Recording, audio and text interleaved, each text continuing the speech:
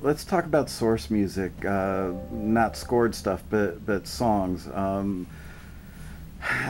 A lot of the big budget pictures use songs from big budget artists, famous artists, because that's a draw to the movie. If there's music in the movie from the Rolling Stones or Matchbox 20, these are big names that might add a certain amount of cachet to the film.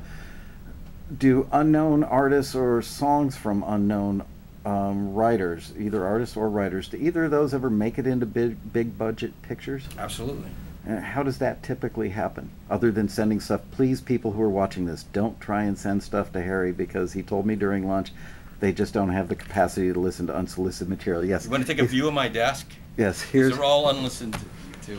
Here's Harry said. There's my inbox. And this is the stuff just from the people that you know within the industry. Just today. Just today. It's clean every morning. Wow. Okay. So yeah. So how does that kid in Peoria, who's really talented, that might even be a taxi member, how do they get their song in a major motion picture versus maybe a TV show or an indie film? Well, you got to get it out there for people to listen to somehow. And if you're a taxi member, then you've got a way.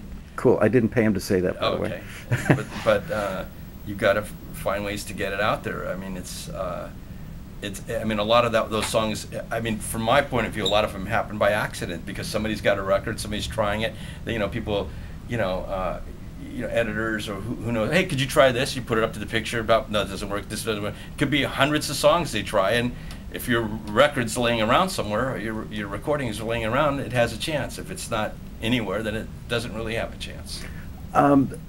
I know that the directors typically make the final decision on which music goes in, with music supervisors having a lot of input and putting stuff under the director's noses and temping it into the films. I've also seen many examples where music editors literally have stuff laying around their desk, much like you do here today. And a music editor might have a hole to fill in a movie and temp something in. Is it a good idea for the so-called great unwashed out there, if they have any connection to a music editor, to get the music in their hands? Yes, music editors are a really good source because they're physically dealing with, the movie goes through, right away as soon as the film comes in and they start cutting it together, and either the editor or the music editor is throwing music in, temp music, and if some of it sticks, it makes it through, and I like that. What is that? Where'd you get that? I don't know. I just had this sitting around. A lot of stuff ends up that way. So. What might that kid from Peoria who gets a song, let's say he owns the master and wrote the song and it's his garage band in Peoria, and somehow it gets to you guys, either through us or through a friend of a friend. By the way, I should mention that I actually met Harry through one of the kids that works on my staff. His parents are really good friends with Harry, and that's how we ended up having lunch today. So there's a lot to be said for who you hang out with and who you know. If they do get something in a major motion picture, a blockbuster, just a film that's going to do a couple $100 million in a summer, what might they expect to make from that? That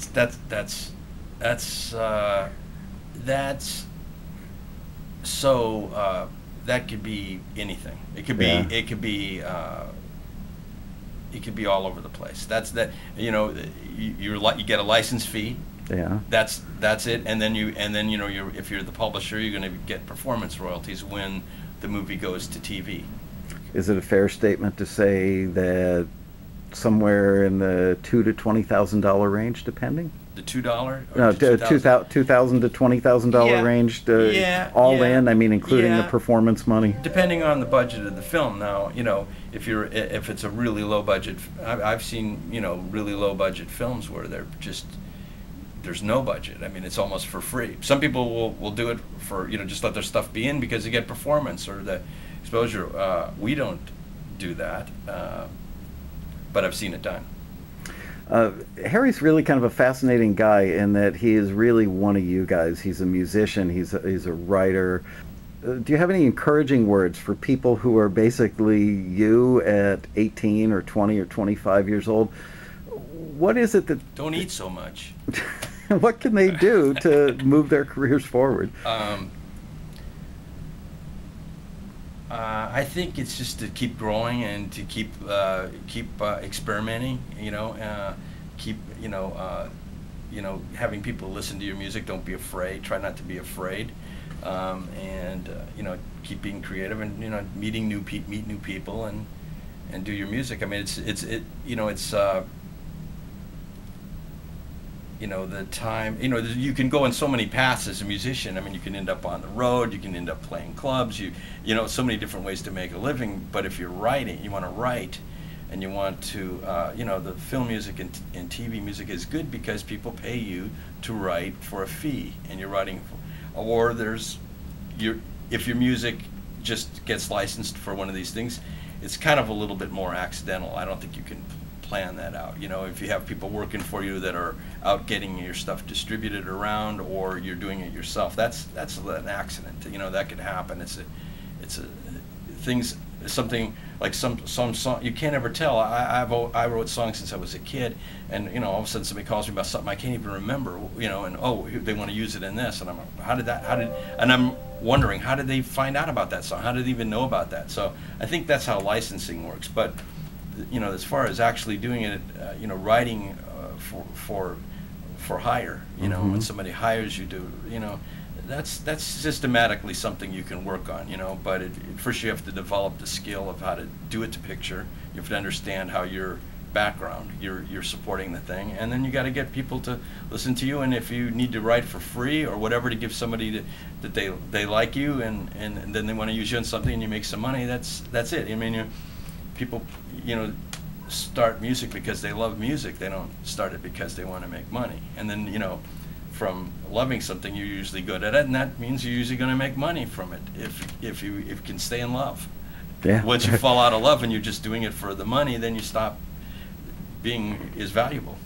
That's great advice. Well, I'm going to let you go to your meeting, and thank you for taking 13 minutes and 29 seconds with us today, Harry. It's really been a pleasure, and I hope that our viewers get a lot out of this. Thank you. Thank you.